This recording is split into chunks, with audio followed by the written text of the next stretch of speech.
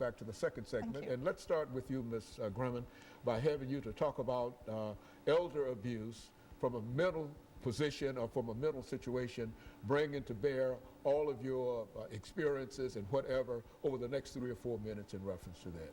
Well, I think when we look at those older adults that have a diagnosis, or maybe not a diagnosis, but are experiencing symptoms of dementia, that brings in an added element of vulnerability for that person. When Adult Protective Services gets involved, they have to look at lack of capacity that person might have in order for them to be able to make a decision for him or herself. If they lack capacity, then Adult Protective Services has more ability to step in and be able to do something for that person legally. If the person has capacity to make the decision for him or herself, then they can either choose to bring legal action against their abuser on their own. They can refuse the services of Adult Protective Services on their own. But because of dementia, that person may not have the ability to take care of themselves in terms of activities of daily living, or make decisions with regard to their own health care, their own medical care. They may not be able to take their medication properly. Thus, their health care deteriorates, and they're in a very, even more physically vulnerable situation. And so, Ms. Farringer, what we're saying here is that there's a real problem dealing with the elder, and I think that's some of the things that you pointed out in the article that you wrote not quite recently for the Tennessean. Why don't you make some statements in reference to how that fits into what we're doing here? Right. Of course, the elderly population is growing, so this is already a huge problem, and it's just going to get bigger. I think the main point that many people may not realize is that all of us, whether we're a healthcare professional, a law enforcement professional, a neighbor, a relative, or a friend, if we suspect elder abuse, any of the forms that I mentioned, we have a legal responsibility to report it to Adult Protective Services. It can be anonymous. They will not reveal your name to the abuser.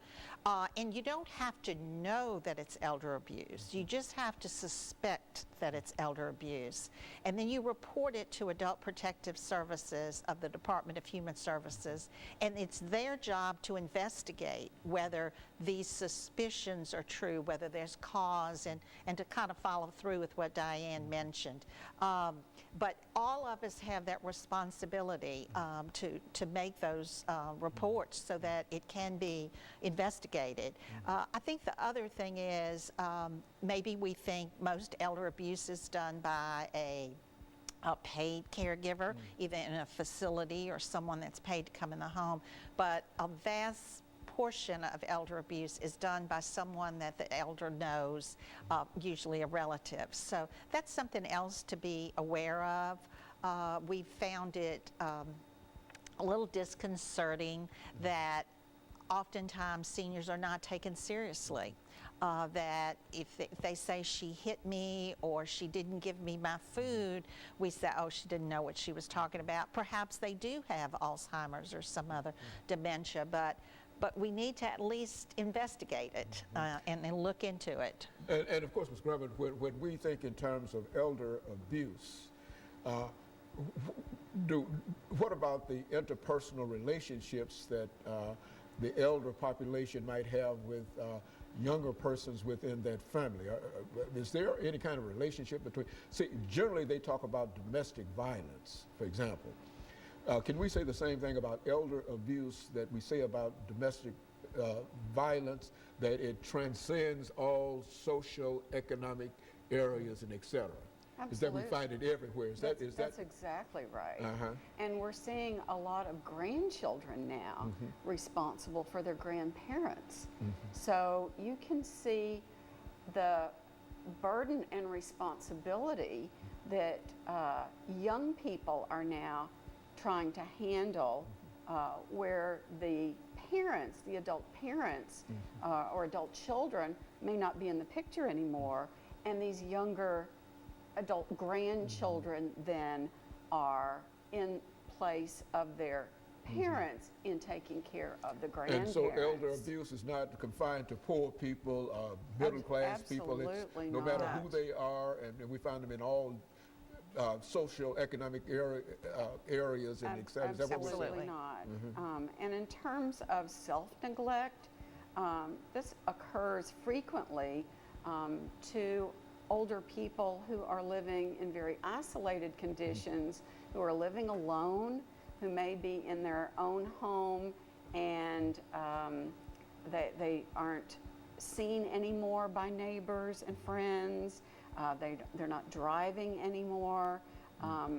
They're holed up in their home for one reason or another, and the food is going bad in their refrigerator. They're not eating properly, poor nutrition, they're not getting to the doctor, they're not taking their medication properly.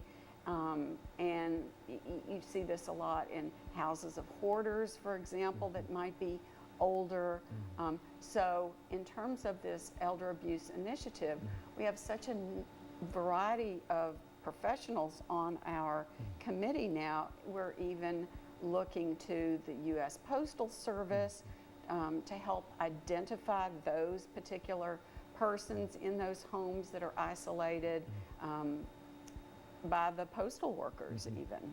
And so what we're getting ready to do, Ms. Gorman, for this final segment, we'll come back, Ms. Farringer, with you, and then we'll be able to have 10 minutes to allow the two of you to simply talk about some things that you would like to talk about that we've not talked about up until this time, and it'll give us an opportunity to bring in some additional information that we've not covered at this particular time. But we've got about 30 seconds, and then we'll have a break, and then we'll come back for a 10-minute segment, and everything that you wanted to talk about before you got here, you didn't have a chance to talk about it, that will be your opportunity to do so.